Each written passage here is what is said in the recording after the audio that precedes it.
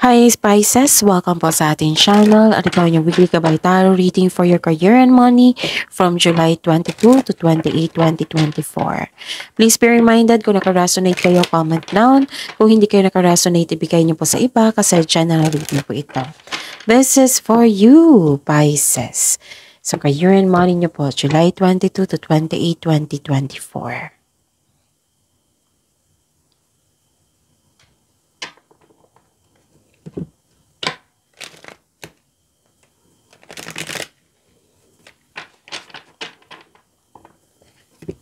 Maraming salamat po sa inyong patuloy na suporta at maraming salamat po sa mga hindi nag-skip ng ads.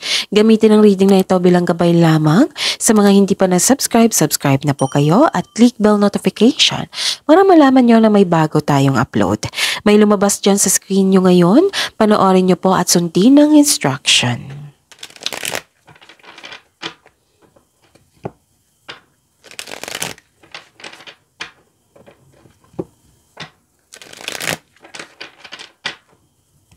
Para po ito sa inyo ha, Pisces, ngayon July 22 to 28, 2024. Spirits Guide, mga ganap po para kay Pisces sa career and money nila ngayon July 22 to 28, 2024. I need 3 cards po.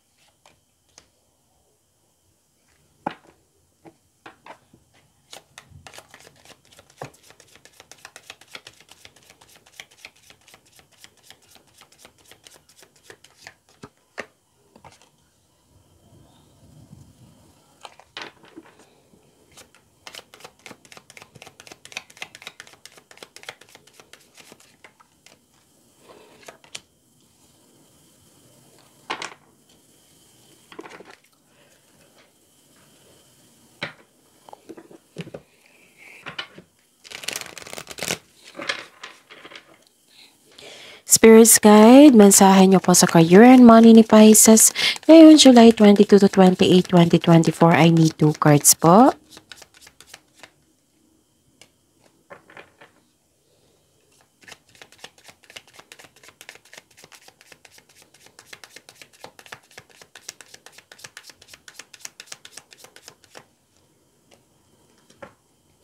Okay.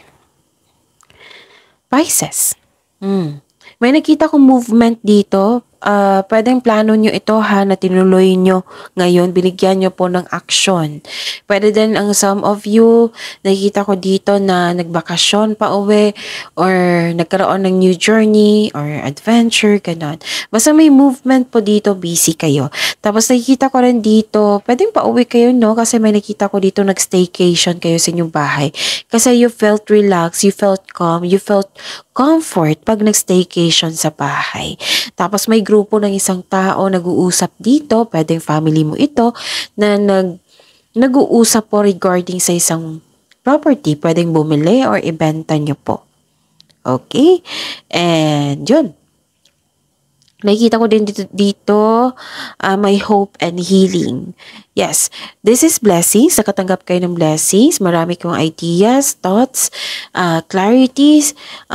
Nagkaroon ng clarity po. Pwede naghahanap kayong sagot sa inyong katanungan. Pwede din nag-ask kayo ng guidance. Pwede nagre-research kayo sa internet. So, ang ganda kasi may hope and healing. Wow! Ang message po is gift. You will discover new talents that will lead to new opportunities. So, maaring yung bigay ng universe sa inyo na isang na talent na maaring magagamit mo sa iyong trabaho. Na magbibigay sa iyo ng opportunity. Okay? So, use opportunities that arise. Gamitin mo daw. So looking, have an eye for beauty and uncover hidden charms. Seek and you will find. So looking ka rin dito. So yun. Nagre-research kayo. Some of you. Spirits guys, ano po yung energy ni Pisces ngayong July 22 to 28, 2024 sa career and money nila?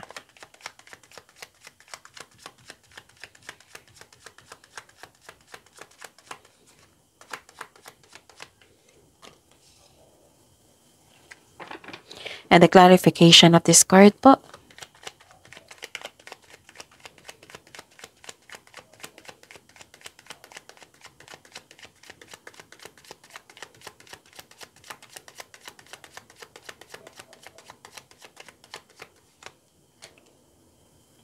Okay.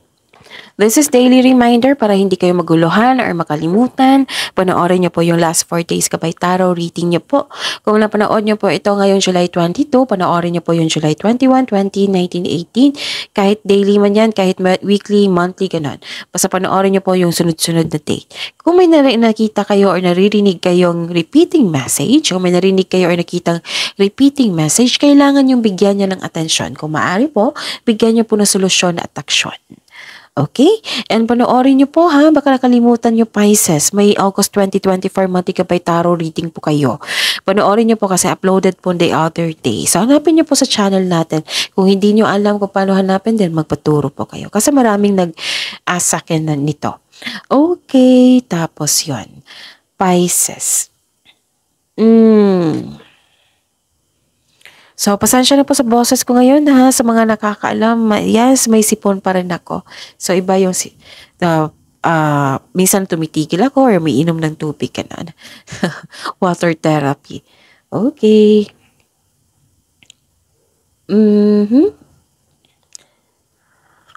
So, this is, may panlilin lang. Bakit? Tingnan ko muna.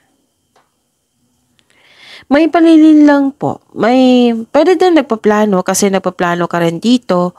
Oo, plano, strategy, meron po dito.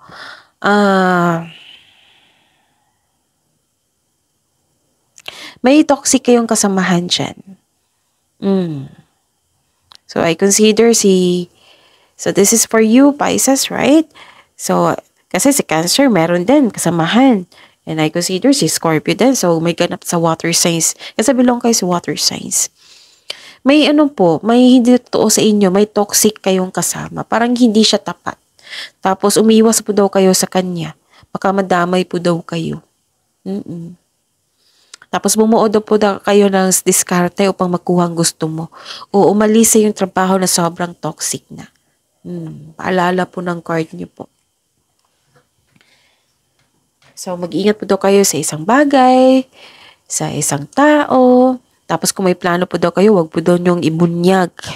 Maging mapagmasid pa kasi may kasamahan kayo dyan na hindi totoo sa inyo. Nagpa-backstab, nagsisilungaling, may tinatago sa iyo, plastic po. Oh. Mag-ingat po kayo sa kanya kasi mahilig po siyang magmanipula. Oo. May nakita kong fraud dito eh. May nakita ko ditong nag-o-observe, parang nag-spy, ganun. So, mag-ingat kayo sa kanya. So, huwag niyong ibunyag yung plano niyo po ha, sa kanya. Tapos, may nakita rin ako dito na bagong simula. And you have your freedom. Maring lumabas ka, no? Maring lumabas ka na sa comfort zone kasi you have your freedom. Nakikita ko dito may new beginning. Pwede nag-change career kayo. Kasi curious kayo eh. So, this is a clarification of your card here na may new journey. So, kailangan lang po ng pag-iingat. So, 2 card na ha. Nagsabi dito na kailangan yung mag-ingat. Okay? Tapos, itong tatahakin nyo is may potential po na maging successful. So, this is a leap of faith and trust the support of the universe. Wow! So, trust the support of the universe. Nakita ko dito, yung suporta. You are divinely guided. Huwag kang matakot. Instead, i-acknowledge mo ang mga lessons na na-encounter mo. And this will lead you to new opportunities.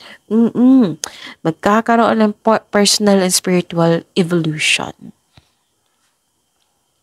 Tinutulungan ka talaga, may binigay nga dito na talent dito na magamit mo para magkaroon ng evolution. Wow, ang ganda naman. Spirits guide, career and money po ni Pisces sa career and money. Spirits guys, career and money po ni Pisces. Ngayong week na ito, July 22 to 28, 2024.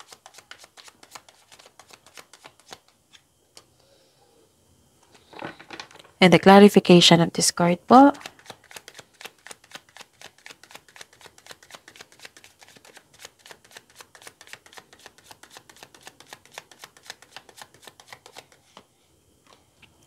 Okay, so what's the blessing? Possible blessings daw ha.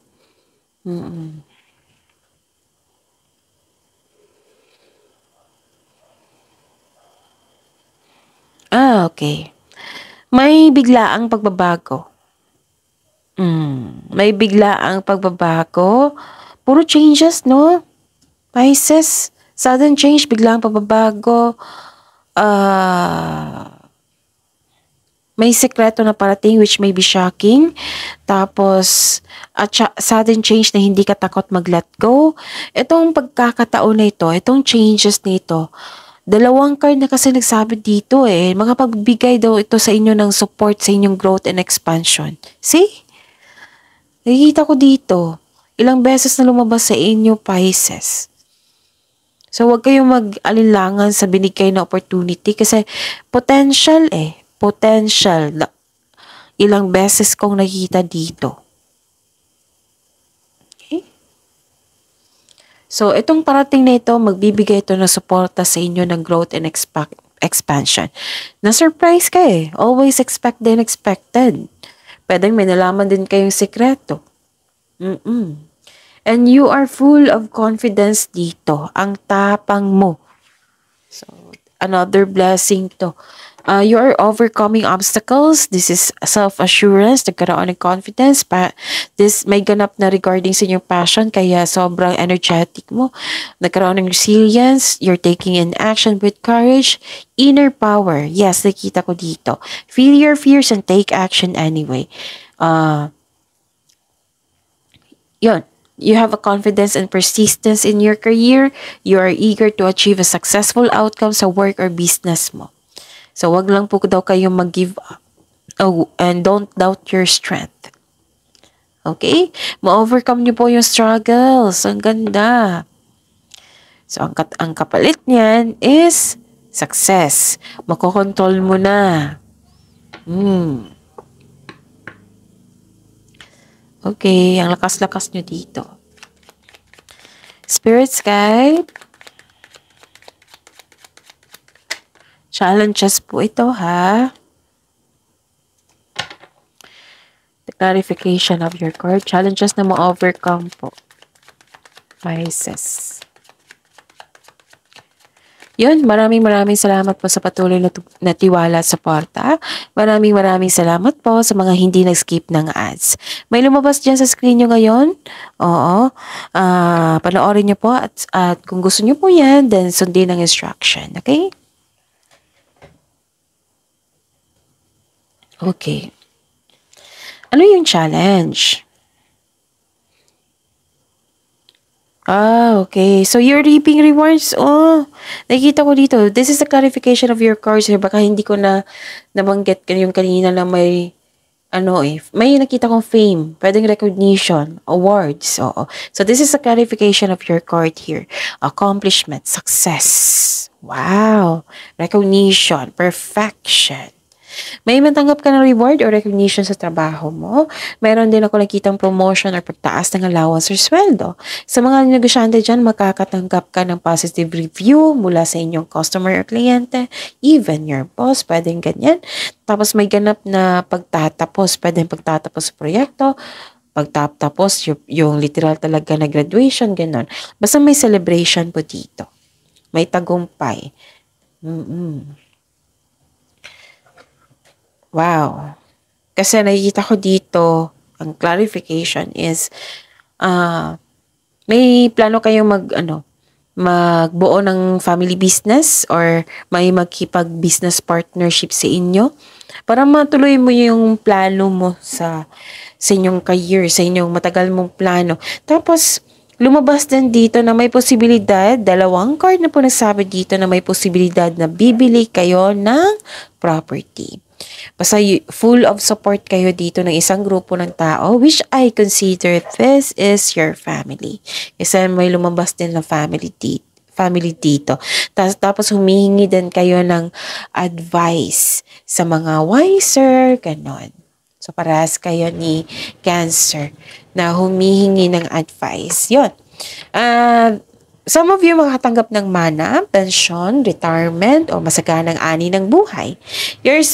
After this completion po, magsuspend kayo ng time sa inyong family, which is very good. Binabalanse mo yung panahon sa inyong career and money. Binabalanse mo yung panahon sa inyong sarili at sa inyong pamilya. So, yun. Yan na, this is a clarification na may ganap na bibili kayo ng property. Ganon. Tapos, pwedeng sweldo ngayon, pwedeng natanggap nyo na yung matagal mo nang hinintay na big amount. Yun. This is expectation eh. Pagbubunga sa inyong inintay, pagbubunga sa inyong sipag. Ganon. So, yun. Ang sabi, di ba, pag may challenges, ang kapalit niyan, pag ma-overcome mo yan, pag ma-overcome mo yan, magkakaroon ng development, magkakaroon ng success. That is why, ito yung sinasabi ko sa ibang tao na, don't worry, kasi yung challenges is nakatadhana yan sa inyo eh. Tapos kailangan mo lang i-overcome yan. Baka tinetest ka kung paano ka mag-handle ng ganitong challenge sa buhay mo.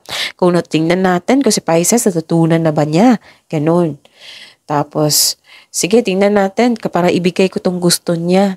Kailangan kasi na, what I meant is, pansinin nyo. Oo. Yung dumating yung opportunity, minsan, kung naka-receive kayo ng opportunity, handa na kayo. Kasi that is why, kung may pagbabago, pwede din na may pagbabago kasi inalis ka sa isang comfort zone mo na walang nangyaring growth. Tapos itong binigay sila na bago is nagkaroon ng potential. What I meant is nagkaroon ng growth talaga. Oo, itong bagong chances na ito. So yun, tinutulungan ka ng universe. Okay? So that's it. See you tomorrow, Pisces. Please like, subscribe, and click bell button for notification para updated po kayo sa daily tarot reading natin. Maraming salamat po.